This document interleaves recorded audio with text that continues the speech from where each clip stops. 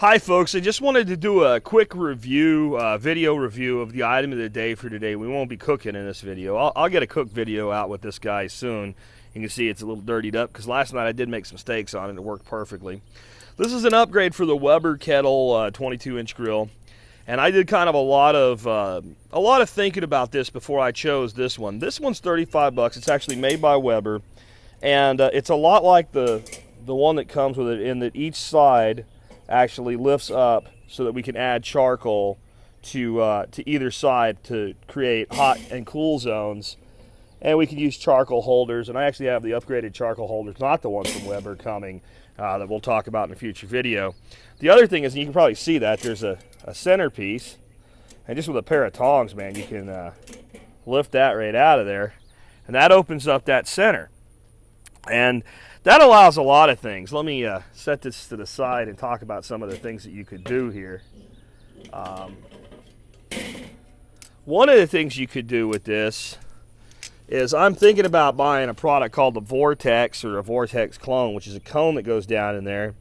You can fill that, and then you can cook indirectly all around it. You can add a little bit of charcoal to it and smoke with it, kind of like I do with my slow and sear over there. But you wouldn't even need that. You really could just build yourself a ring of charcoal around here and stick a beer can chicken holder down in there and cook your chicken down in there. The other thing we could do, let's say we wanted to roast a chicken, slow roast a chicken. We make our snake of charcoal around here. We take a pan and set it down in here, fill that with potatoes and maybe some cut carrots, put our circle back. Of course, you'd be using tongs to do this if you were doing it while it was hot. And cook our chicken right here, and all those drippings go down in there. And another thing we could do with it, we build our hot fire right underneath this open space, remove that, and then take skewers and do shish kebabs, small shish kebabs at a high heat temperature.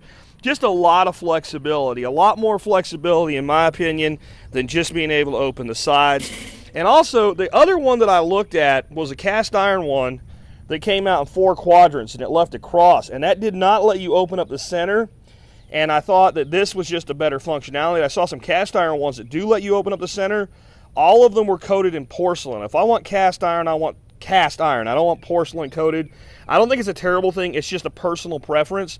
And then was cost. A good cast iron grill upgrade for your Weber grill is going to cost you about 90 bucks, 100 bucks. That's never on Prime because they're so heavy with shipping and what have you. This was 35 bucks with free shipping on Prime, and I got it the day I ordered it. I ordered it in the morning, and I cooked with it that evening, some sirloin from a cow that we bought from the guy down the road. Here's the big thing about the upgrade to me. It's just better quality. This is the old one. You can see it's kind of worn out. But I don't think you can tell in the camera. This one weighs, it seems like, almost twice as much as this one. It's much heavier gauge steel.